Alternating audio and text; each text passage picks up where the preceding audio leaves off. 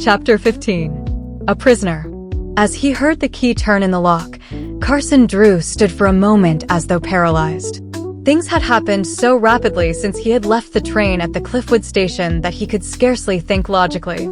The fear that Nancy had been injured had driven everything else from his mind. Now he realized that, all unwittingly, he had walked into a trap. Angrily, he jerked at the door, but it would not give.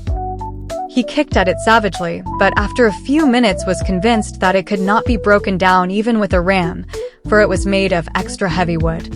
He did not cry out for help, for he realized that there was no one near who could aid him. At last he sank down into a chair.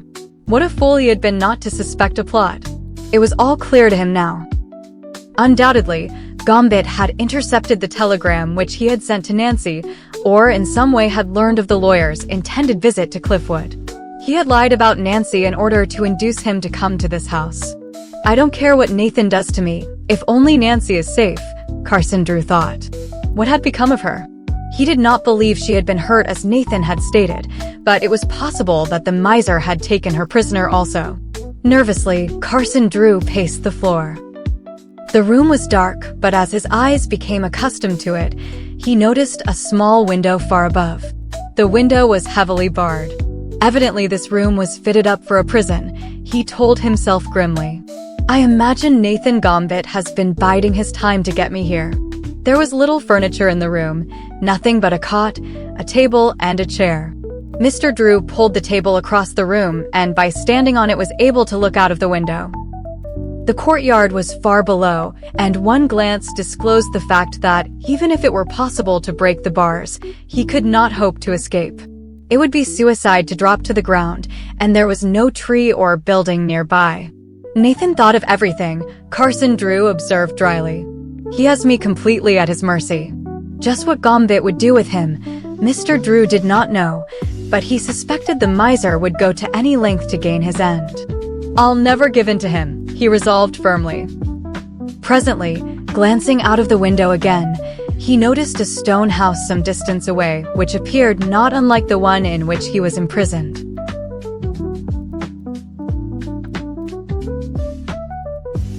Can that be the Turnbull house? He questioned himself. He tried to recall the description Nancy had given him, and every detail tallied. He was convinced that the stone house was indeed the mansion. I wonder if Nancy is still there, flashed through his mind. Oh, if only she returns to River Heights before that fiend gets his hands on her. It was characteristic of Carson Drew to think of his daughter's safety before his own. She was always first. As the hours dragged slowly on, he kept a close watch of the neighboring house, hoping to catch a glimpse of Nancy or someone to whom he could signal. At noon the colored woman appeared with his luncheon, which consisted of bread and water, shoved through a small hole at the bottom of the door. Mr. Drew drank the water, but did not touch the bread. All afternoon he maintained his watch at the tiny window. The Turnbull home appeared deserted. What had become of Nancy? Had she already departed, or was she, too, held a prisoner at the hands of Gambit? Toward evening, Carson Drew was startled to hear heavy footsteps in the corridor. He scrambled down from the window, but there was not enough time to move the table back into place. Nathan Gambit stepped into the room. Carefully locking the door, he placed an oil lamp on the table and gave Carson Drew a gloating grin. How do you like it here by this time? He asked with elaborate politeness. Oh, it's very pleasant, Mr. Drew returned sarcastically. You may as well put your cards on the table, Nathan Gambit. What do you want of me? Nathan became intently eager. You know what I want, he muttered. You must pay me for my land and sign a paper that you will not prosecute. If you will do that, I'll let you go free. Indeed? Yes, Nathan smiled gleefully. I want a check for $20,000. And if you know what's wise, you'll hand it over without batting an eyelash. Carson Drew smiled grimly. You old reprobate. You'll never get a cent. While he had been talking, Mr. Drew had done fast thinking. Now, he made a sudden spring toward Nathan Gambit, intending to overpower him. Quick as the action was, the old miser was prepared. Taking a step backwards, he deliberately pulled a gun upon the lawyer. Oh, no, you don't, he snarled. And just for that trick, I'm going to tie you up.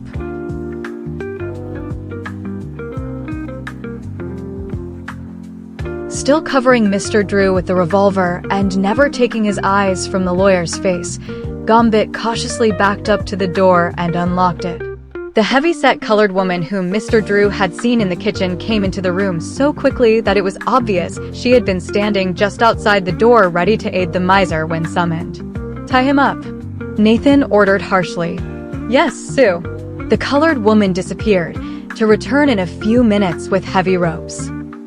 As she waddled across the floor, she clumsily brushed against Nathan and entangled one of his feet in the rope. "Take care what you're doing," the miser reprimanded her sharply.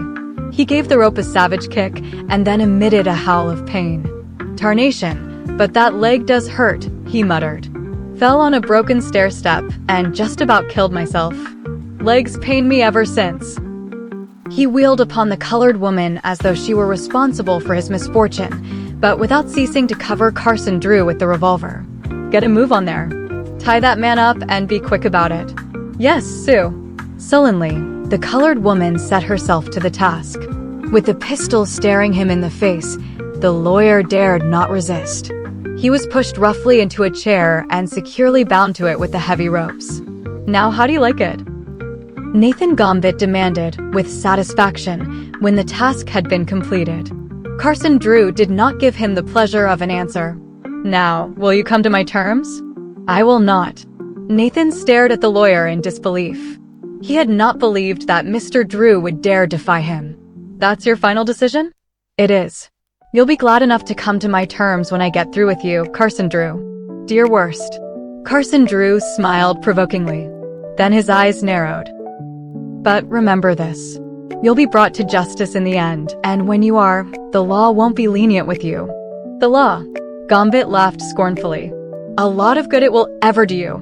You'll never see your daughter or your friends again unless you give me the money. Will you sign the papers?" "I've given you your answer." "Can you understand plain English?"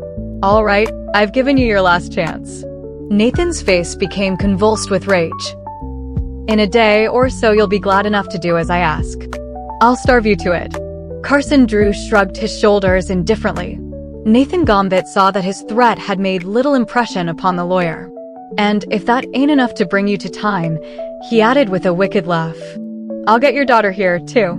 A look of horror came into Mr. Drew's eyes. "You couldn't do that." "Why, you don't even know where she is." "Oh, don't I? She's right at the Turnbull's house. I can get her here easily any night. Just have to dope her a bit, that's all." "You fiend." Carson Drew struggled at his bonds, but he was helpless. Nathan Gambit laughed again and turned toward the door. "No more food or water for you," he called back as he turned to leave. Carson Drew heard the key turn in the lock, and then he was left to sober reflection. He did not doubt that Nathan Gambit would attempt to carry out his ugly threat. That night he might enter the mansion and abduct Nancy. The thought made him ill. "What can I do?" he asked himself miserably. "Perhaps, after all, I had better do as Nathan asks."